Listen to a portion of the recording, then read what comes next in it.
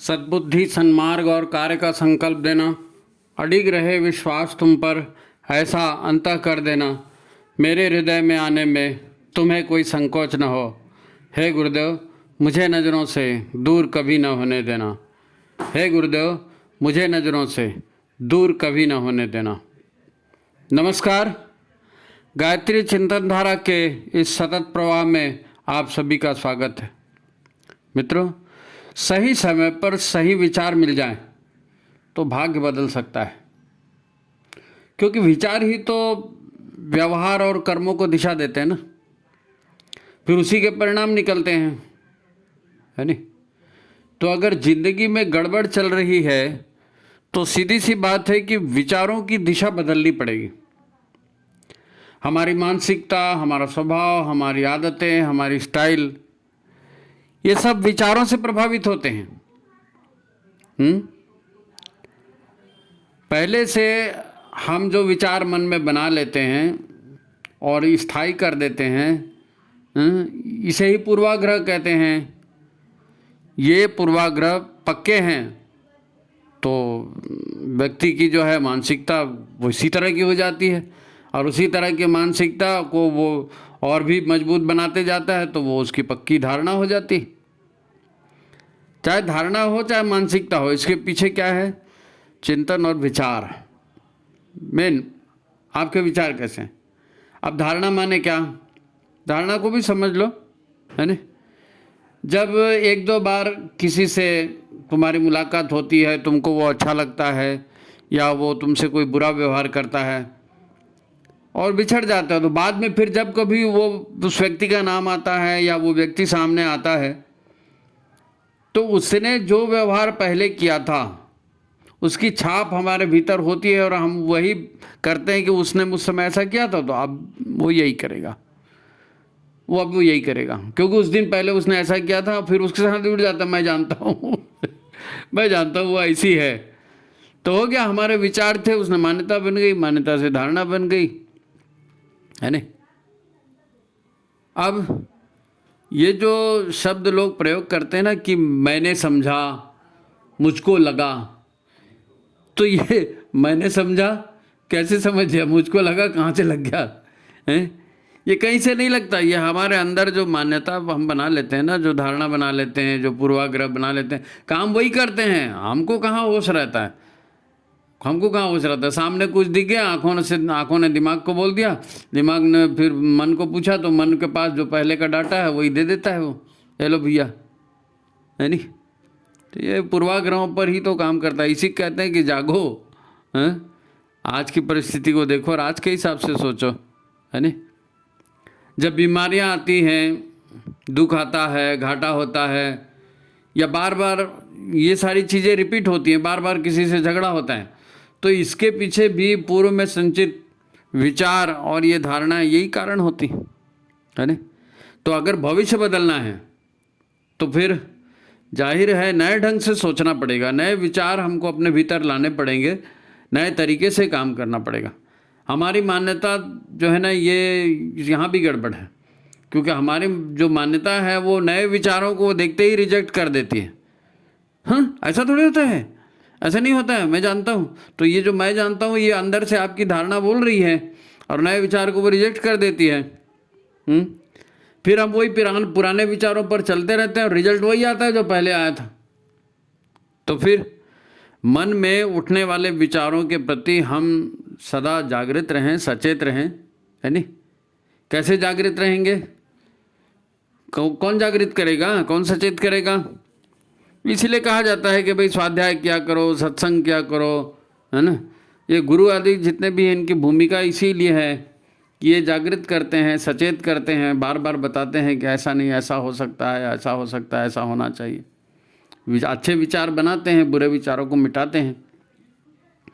एक बात और, है ना, बार बार हारते रहना, बार बार असफल होना, ये भी बहुत गड़बड़ करता है, क्योंकि इससे निराशा का भाव मन में आ जाता है और बार बार असफल होंगे तो निराशा गहरी होती जाती है, बढ़ते जाती है।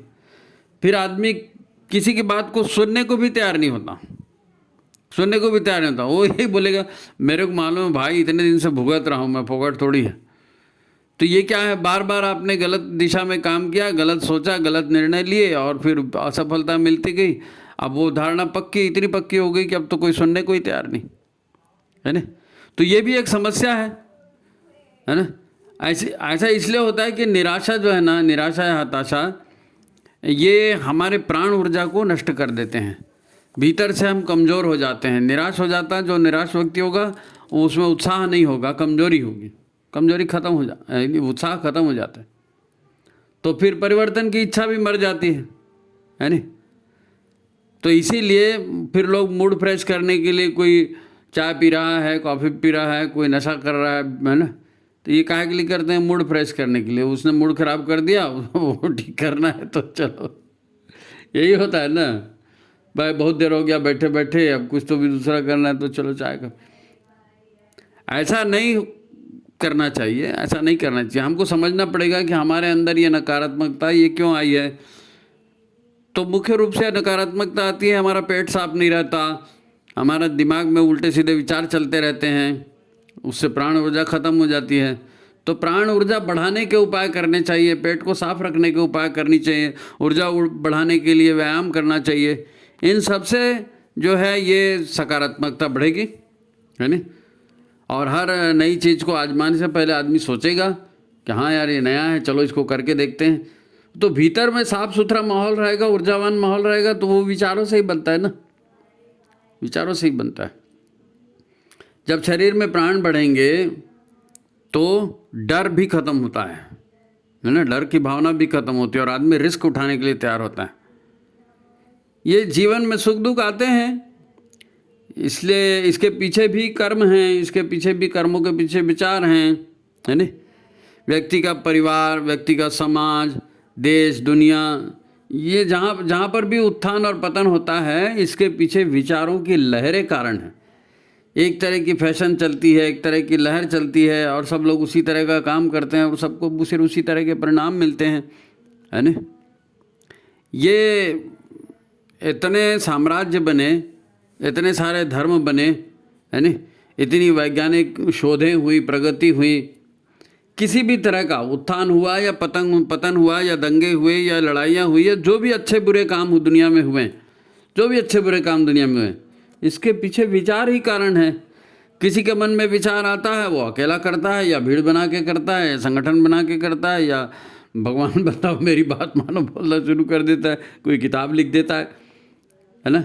तो विचारों के आधार पर ये सारी दुनिया में आज तक परिवर्तन होते आया है। प्राण या शक्ति कारण है, शक्ति रहेगी तो विचार क्रियान्वित होंगे, फैलेंगे। तो जितने विचार फैलेंगे, जितने विचारों पर काम होगा, उतनी ज़्यादा उसकी ताकत बनेगी, है ना। आदमी के शरीर, आदमी का धन, है ना, आदमी का सौंदर्य, इसका महत्व होता है लेकिन क्षणिक महत्व होता है ना। मुख्य रूप से काम होता है प्राण शक्ति से और अच्छे बुरे विचारों से। गुरुदेव विचारों को ही तो महत्व देते हैं ना, क्योंकि विचारों से ही बनती है मनस्थिति, मनस्थिति से परिस्थिति, परिस्थिति से फिर कार्य, कार्य से फिर परिणाम, ये पूरी चक्र है ना।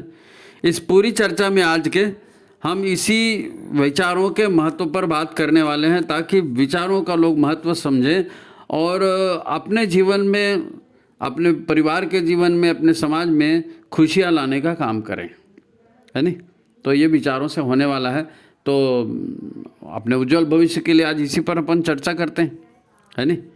अच्छा, चर्चा की शुरुआत जो है अपन महाभारत के एक प्रसंग से करते हैं, महाभारत की एक कहानी से करते हैं। तो पता चलेगा कि विचार और पूर्वाग्रह कितने खतरनाक ढंग से काम करते हैं। क्योंकि विचार बैठ जाते हैं ना, मन पुराने विचार जो पड़े रहते हैं उसी को पहले यूज़ करता है ना। तो महाभारत की कथा से हम इसको समझेंगे, है ना।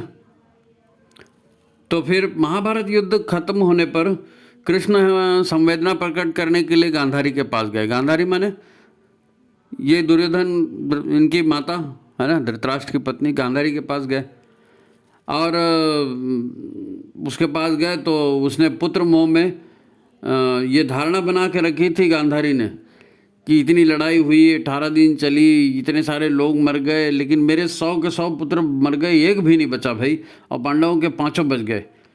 और ये पूरा जो कुछ हुआ ना, ये कृष्ण ने किया है। अब ये गांधारी के मन में ये विचार बैठ गया था, उसकी धारणा बन गई थी कि ये कृष्ण ने किया है, कृष्ण ही मेरे पुत्रों की मृत्यु का कारण है। तो उसने कृष्ण को श्राप दे दिया, तुमने मेरा वंश नाश कर दिया, मैं तुमको श्राप देती हूँ कि तुम्हारा वंश भी ऐसे लड़ लड़ के खत्म हो जाएगा, यदुवंश। फिर उसको भान हुआ, क्योंकि कृष्ण तो कुछ नहीं बोल रहे थे। कृष्ण ने कहा भाई मैं न तो सुख में सुखी होता हूँ, न दुख में दुखी होता हूँ, न मेरे को मृत्यु में कोई रोग है, मृत्यु में कोई मतलब पीड़ा है, न किसी के जन्म में कोई उत्साह है। मैं इन सब राग द्वेष से ऊपर हूँ, इन सब राग द्वेष से ऊपर हूँ। मैं तो सौजन्य मुलाकात करने तुम्हारे पास आया था, और तुम्हारे 100 पुत्र मर गए, इसका तुमको दुख है, और मैं तुमको माँ के समान मानता हूँ, तुम भी पुत्र के समान मानती हो, और तुमने ताव में मेरे को भी मरने का श्राप दे दिया। तो 101वां पुत्र मैं तुम्हारा जिंदा था, तो मुझको भी मरने का श्राप दे दिया, कुल खानदान के सहित। क्या कर दिया तुमने? जो हो गया वो मेरे को श्राप देने से वो वापस आ जाएंगे क्या? अब तुम 101वां पुत्र के भी मौत का कारण बन गई, और पूरे यदुकुल का भी जो दुर्गति होने वाले इसके पीछे कारण तुम बन गए। एक भाई थोड़ा विचारों को समझो, परिस्थितियों को समझो। और जब उसको लगा कि मैंने गलत कह दिया, तो उसने फिर कृष्ण से माफ़ी भी मांगी। ओ सॉरी, मैंने तुमको कुल खानदान को ख़त्म होने के बाद मेरे को ऐसा नहीं कहना चाहिए था। कृष्ण कैसे भी करो, तुम कम से कम मेरा खानदान तो गया, तुम अपने खानदान को बचा लो। कौन कह रहा है? गांधारी कह रही कृष्ण को कि मेरा खानदान तो गया, मेरे बच्चे गए, कम से कम तुम अपने यदुवंश को ही बचा लो। लेकिन कृष्ण फिर मुस्कुराए, उन्होंने कहा तुमने तो बोल दिया। अब वो वास्तव में गांधारी के पास सतीत्व का तेज था, और उसकी वाणी में, उसके नेत्रों में बड़ा दम था। तो कृष्ण ने कहा कि अब तुमने बोल तो दिया, वो तो होगा।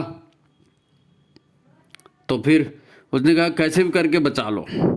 अब ये होगा, श्राप दे दिया तो वाकई नाश भी हो गया, और बचा लो कहा तो बचा भी लिया। कैसे बचा लिया? ये जो मथुरा वृंदावन में यादव रह गए थे, वो यादव बच गए। और दूसरी बात, जब वहाँ लड़ाइयाँ चल रही थी, जब द्वारका डूब रही थी, तो बहुत सारे लोग वहाँ से भाग करके पश्चिम में चले गए। ये इतिहास में आपको कोई बताएगा नहीं, लेकिन ये बात है कि वहाँ से लोग भाग के पश्चिम में चले गए, और फिर उधर ही रहने लगे, वहीं रच बस गए। आज जिसको यरूशलेम कहते हैं ना, पश्चिम एशिया, यरूशलेम, वहाँ यहूदी लोग रहते हैं। तो ये यहूदी वही यदु लोग ही हैं, यदु लोग ही है ये जो यहूदी कहलाए आगे चल करके, और यरूशलेम को उन्होंने अपना केंद्र बनाया। तो गांधारी ने जहाँ उनको बचाने की बात कही तो बच भी गए। विचार है, विचार नष्ट होने का विचार ने नाश कर दिया, बचाने का विचार ने बचा भी दिया, है नहीं?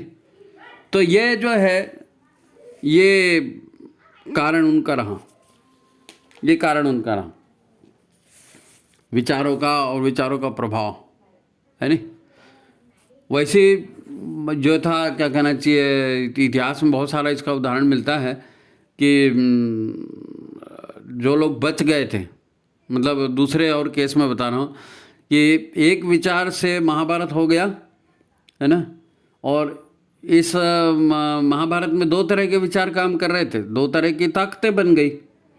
एक विचार के पुरोधा थे शकुनी, वो धृतराष्ट्र को के पुत्रों को विचार दे रहे थे शकुनी, और उनके विचार से प्रभावित होकर के धृतराष्ट्र के पुत्रों ने काम किया, कौरवों ने काम किया। और एक तरफ कृष्ण थे, कृष्ण भी विचार दे रहे थे, कृष्ण भी विचार दे रहे थे।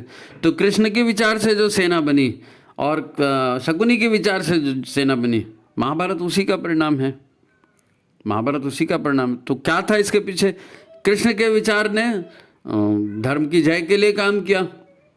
और आपको मालूम है कि शकुनी मामा के तो चाहते ही थे कि कुरुवंश का नाश हो जाए, तो उनके विचारों ने कुरुवंश का नाश भी करा दिया। तो अगर बुरा रोकना है तो बुरे विचारों पर नियंत्रण रखो, बुरा रोकना है तो बुरे विचारों पर नियंत्रण, क्योंकि विचार ही कर्म में परिणत हो जाते हैं, है ना? भाग्य विचारों से ही लिखा जाता है। रामायण और रामचरितमानस, महाभारत, गीता आदि ग्रंथों के पाठ हमारे यहाँ परंपरा है, उनका पाठ होता है, उनके प्रवचन होते हैं। तो इससे क्या होता है? विचार बनते हैं, संस्कार बनते हैं, है ना, मान्यताएं बनती हैं, धारणाएं बनती हैं, और फिर उस ढंग से काम होता है।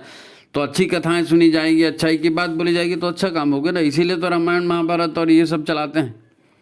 और जब ये लिखा नहीं गया था वैदिक काल में जब होता था महाभारत के पूर्व, तो उस समय वेद और उपनिषद पढ़े जाते थे, उसके ऊपर साधु संत लोग प्रवचन दिया करते थे, है ना।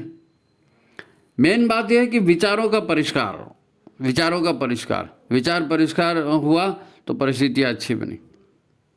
अब ये परंपराएं समय के साथ बदलती हैं। महाभारत के बाद में संस्कार परंपरा आ गई, कथा परंपरा की आ गई, है ना, रामलीला होने लगी, कृष्ण लीला होने लगी, बहुत सारी चीज़ें ये समय के साथ बदलती है। लेकिन मुख्य बात यही है, विचारों का परिवर्तन, समाज में आदर्शों की स्थापना, है ना, आदर्शों की स्थापना। विचारों के बहुत सारे उदाहरण हैं, भारत का नहीं पूरी दुनिया का इतिहास केवल विचारों का इतिहास है। अब भारत में एक जयचंद था।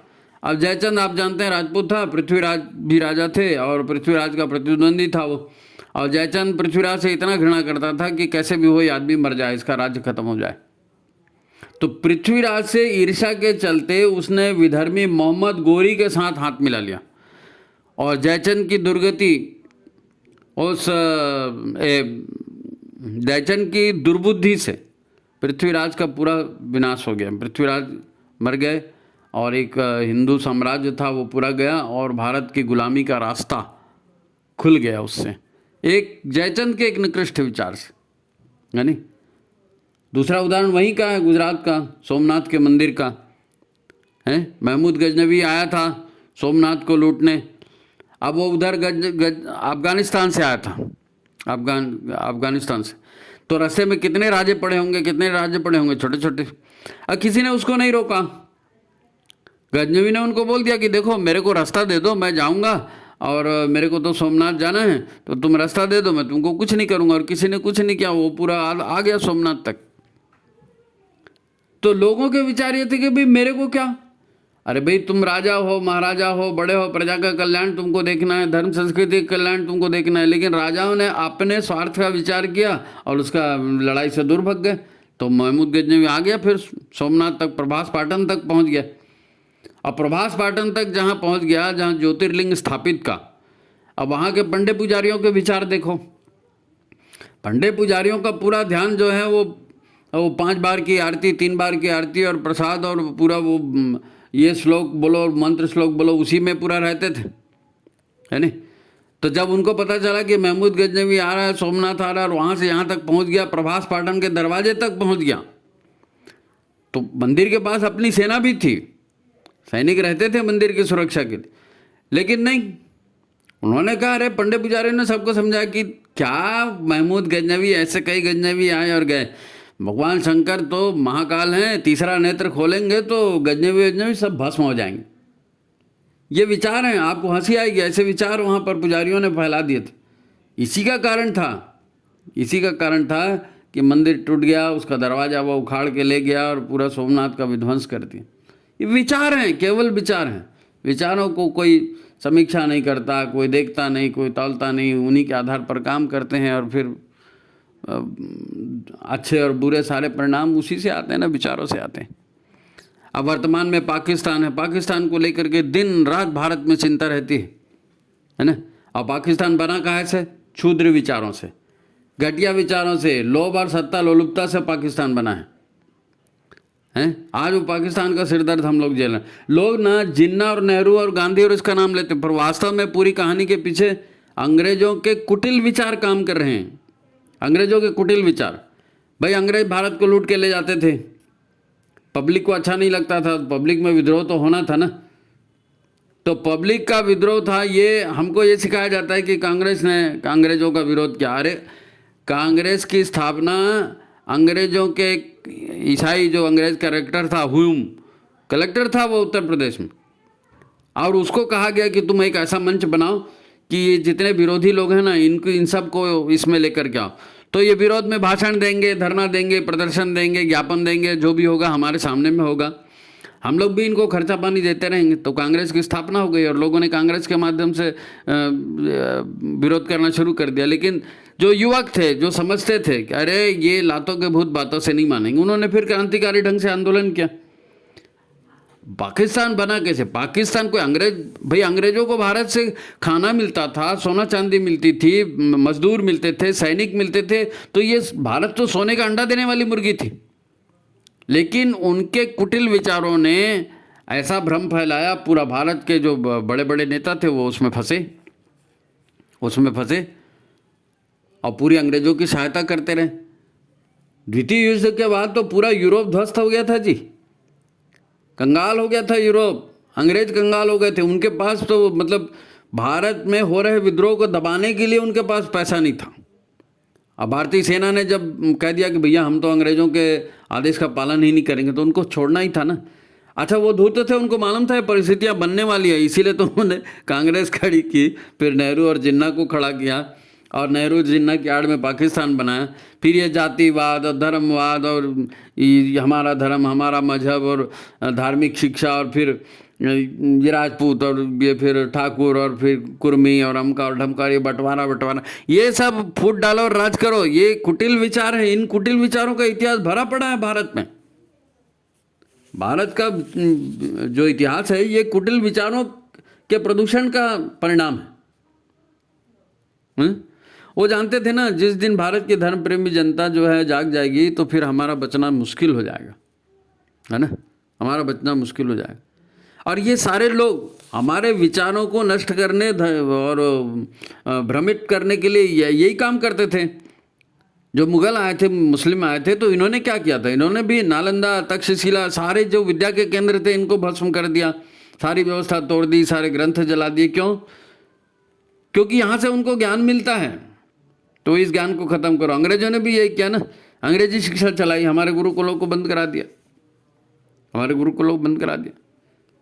तो ये विचार थे, काहे के विचार थे कि लोगों को मूर्ख कैसे बनाया जाए, है ना, और उन पर आधिपत्य कैसे जमाया जाए, है ना। एक व्यक्ति, एक समाज, एक देश ही नहीं, सारी धरती का भविष्य केवल विचारों से लिखा जाता है। सारी धरती का भविष्य, एक व्यक्ति का भी और एक परिवार का भी और पूरी धरती का भी। देखो, एक समय हम लोग बैलगाड़ी पर चलते थे, बैलों से खेती होती थी, संयुक्त तो परिवार में रहते थे। श्रेष्ठ संस्कारों ने पूरे भारत को थाम के रखा था। अब इन्होंने हमारी शिक्षा व्यवस्था बदल दी, भारतीय धर्म संस्कृति के प्रति अपनी शिक्षा से अविश्वास फैलाया। कहा तुम्हारे बाप दादे गडरिये थे, वेद तो गडरियों के किताबें हैं, ऐसा वैसा बहुत सारा जितना भी अनर्गल था वो उन्होंने पढ़ा के पूरी पीढ़ी को जो है भ्रमित कर दिया। उस समय हम खेती करते थे, कुटीर उद्योग करते थे। अब उन्होंने कह दिया ये सब नहीं चलेगा, नमक बनाने पे टैक्स, वो सब हम जो बोलेंगे वही खेती करना पड़ेगा, फलाना ढिकाना, कानून का डंडा लेके उन्होंने चलाया और उनको पुरस्कार देते गए। जो अंग्रेजी पढ़ते थे, अंग्रेजों के नौकर होते थे, उनको पुरस्कार दिया जाता था, राज साहब, लाट साहब और न जाने क्या क्या साहब की पदवियाँ, राजा साहब, ये सब पदवियाँ दे करके लोगों को भ्रम में डाला है। विचार भ्रष्ट हो गए ना। उसके बाद गया हमारे पूरे हिंदू समाज के, भारतीय समाज के मन में ये बात बैठा दिया कि अंग्रेजी पढ़ो और अंग्रेजों की नौकरी करो। अब उस नौकरी ने गुलामी की ऐसी मानसिकता बना दी कि आज भी हम उस गुलामी की मानसिकता से नहीं हिकड़े। और नौकरी से सबसे बड़ी बात यह हुई कि लोग उद्योग, जो अच्छे बुद्धिमान लोग थे, जो खेती किसानी में, उद्योग में दिमाग लगाते थे, वो नौकरी करने चले गए। वहाँ दिमाग वाले लोग बचे नहीं, है ना। और नौकरी करने गए तो फिर अपनी पत्नी को लेके बाहर गए। तो जब पत्नी को लेके आप बाहर जाओगे तो परिवार भी टूट रहा है। परिवार टूट रहा है तो कहीं ना कहीं संस्कार व्यवस्था भी खत्म हो रही। सारे दुष्परिणाम वहीं से चालू हुए। एक बुराई आती है तो अपने साथ 50 बुराइयों को ले आती है, लेकिन उसके पीछे क्या है? उसके पीछे दूषित कलुषित विचार। हमने यांत्रिक कृषि अपनाई, रासायनिक खाद अपनाए, बड़े बड़े कारखाने बनाए, तो और फिर वो क्या किया? जो अंग्रेजों की पढ़ाई थी उसमें वही हाल, पूंजीवाद, साम्यवाद, समाजवाद, नक्सलवाद, फलानावाद, ढिकानावाद, न जाने क्या क्या वो भर दिया उसमें, है। और समाज को पूरा बांट दिया।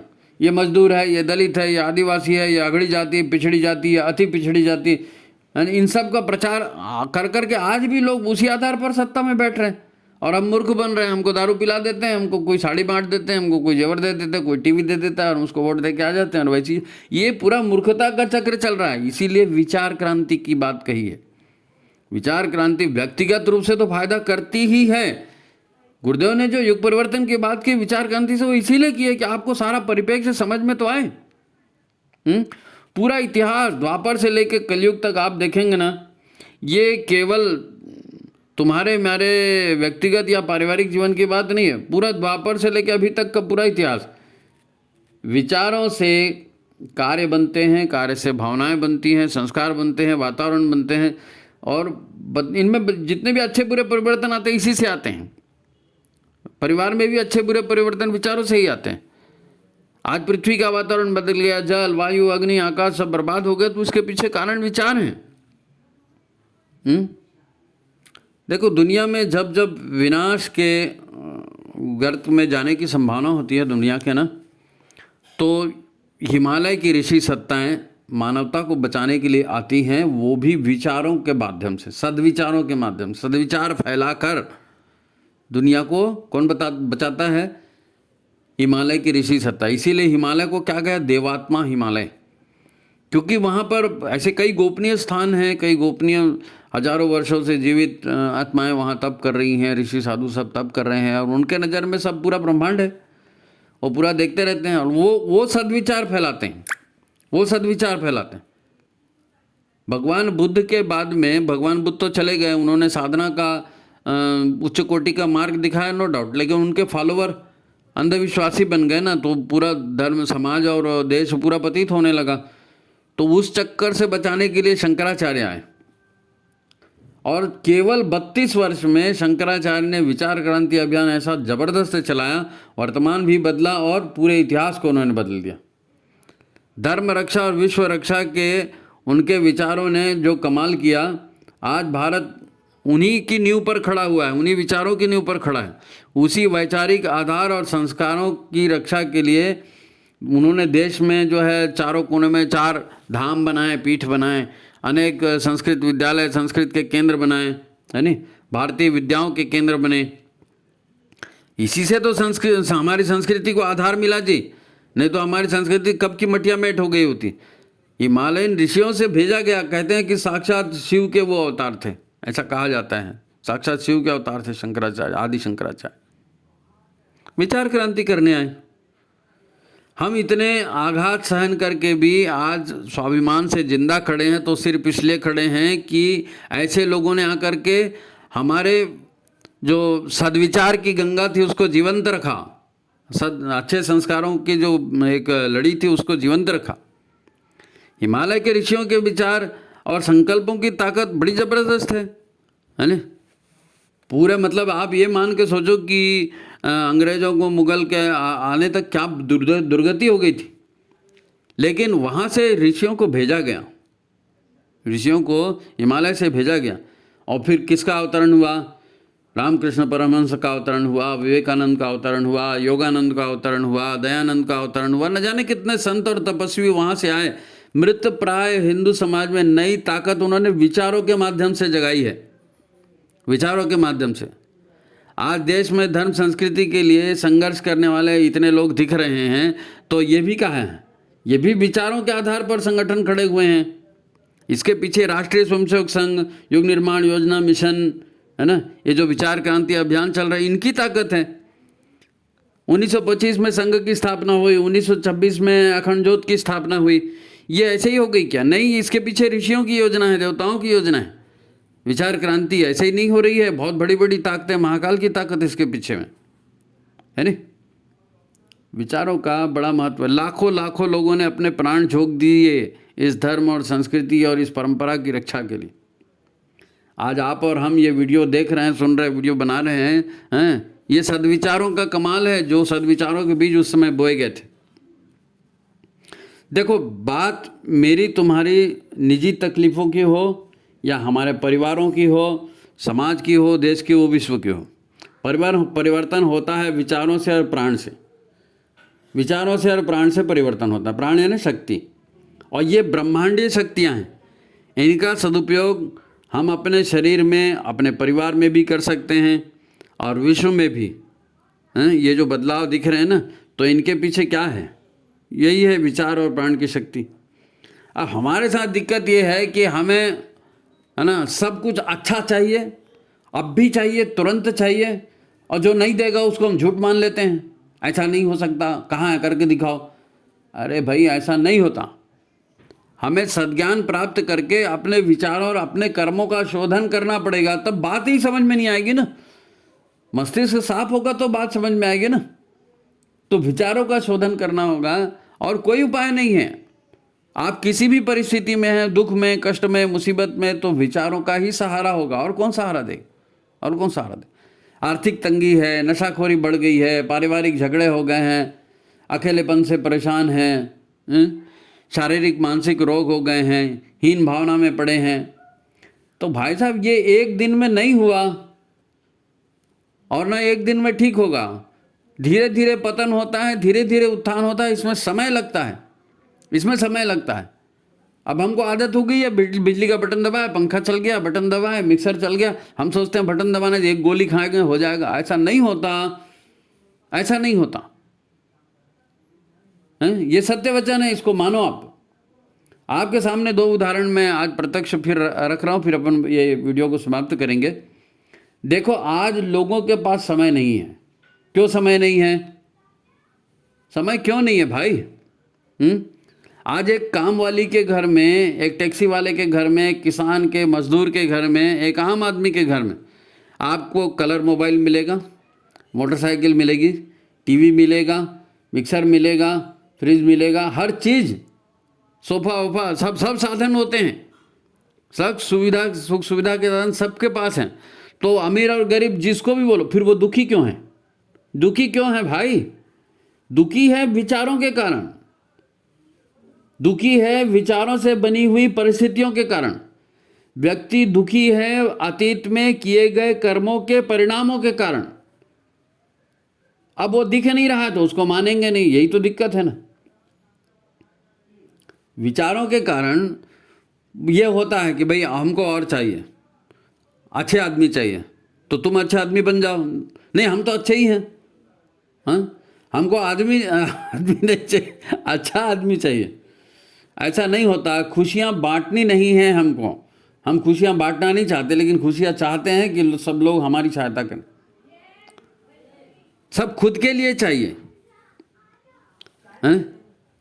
वो कहते हैं मशीन जो अभी सभ्यता चल रही है, सभ्यता भोगवाद की सभ्यता कहलाती है ना। इसमें इतनी मशीनें इन्होंने बना दी है, इतने सुख सुविधा के साधन बना दिए हैं। आप जोड़ना घटाना मत करो, ये कैलकुलेटर है, ये कैलकुलेटर हमने मोबाइल में दे दिया है। खाना मत बनाओ, वो फ़ोन कर दो, वहाँ से वो खाना आ जाएगा, वहाँ से चिकन आ जाएगा, चाय कॉफ़ी आ जाएगी, सारी चीज़ घर बैठे आ जाएगी। मेहनत मत करो, आराम करते रहो, मेहनत मत करो, आराम करते रहो और एंजॉय करो। शादी करना एंजॉय करना, नौकरी करना एंजॉय करना। अरे बाबा खाली एंजॉय कैसे होगा? हाथ पैर सलामत रहेंगे तब ना एंजॉय करोगे। कोई तुमको एंजॉय करने देगा तब ना एंजॉय करोगे। तो ये विचार हैं, उन्होंने फैला दिया और हम फंसे हैं उसी में। अब फंसे हैं तो अब रो रहे हैं। हमारे पास आते हैं, भाई साहब कौन सा मंत्र जपूं? मेरे पिताजी, खाली मंत्र जापने से नहीं होगा। विचारों को बदलो, अपनी कार्यशैली को बदलो। नहीं, गायत्री मंत्र में इतनी ताकत है। अरे भैया आप ये सोचो, गायत्री मंत्र में ताकत है, ठीक है, मान लिया, हम भी मानते हैं, लेकिन आप ये सोचो कम से कम कलयुग कब से चालू हुआ? कलयुग चालू हुआ द्वापर के अंत से, है ना। 5078 75 कितने, 5000 से ऊपर वर्ष हो गए, ठीक है। अब ये 5000 वर्षों में एक व्यक्ति ने कितने जन्म लिए होंगे? अगर औसत एक व्यक्ति 100 साल जीता है तो कम से कम 50 जन्म हो गए। अगर औसत 50 साल जीता है तो 100 जन्म हो गए।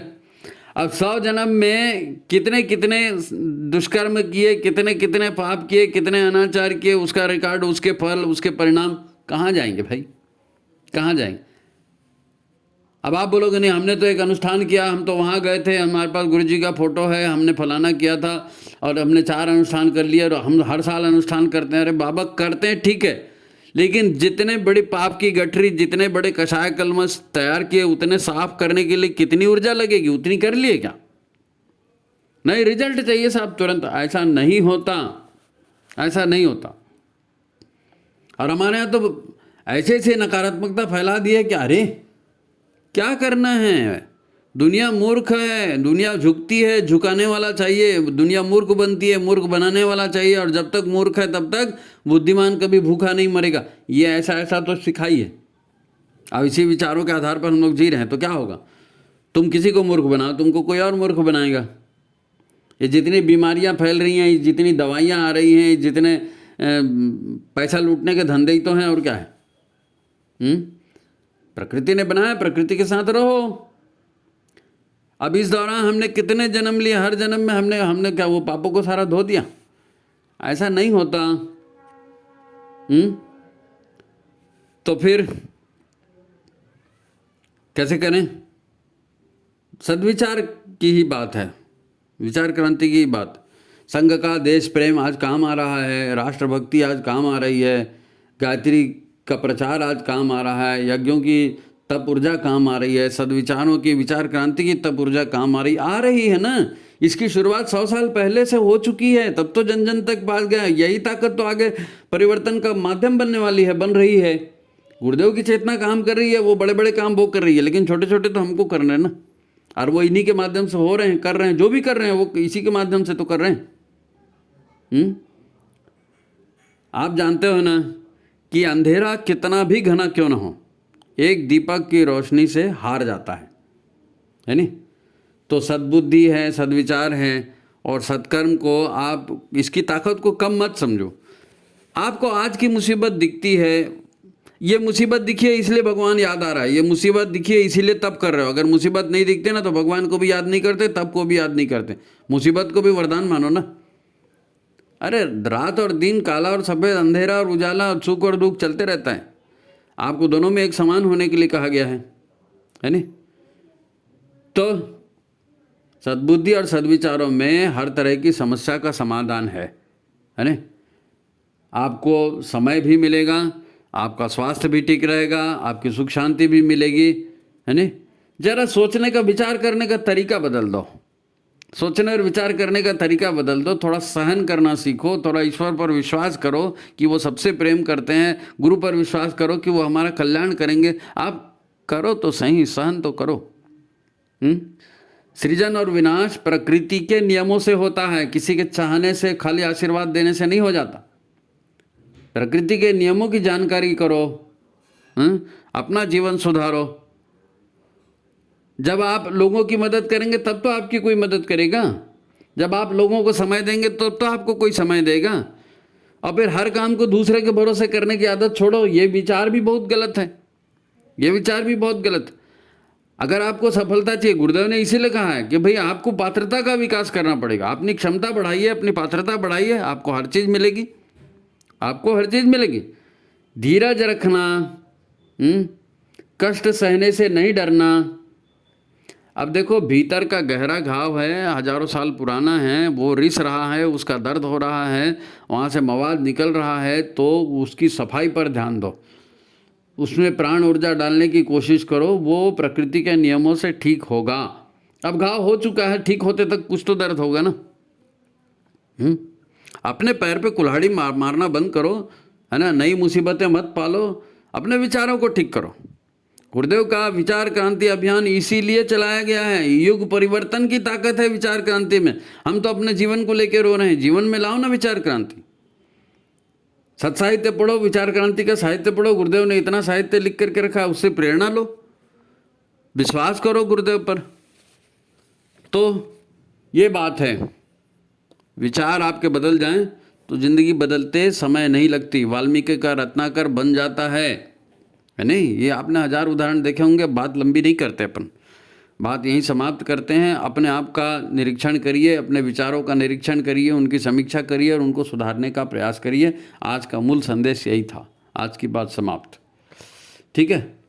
तो गुरुदेव को प्रणाम करो।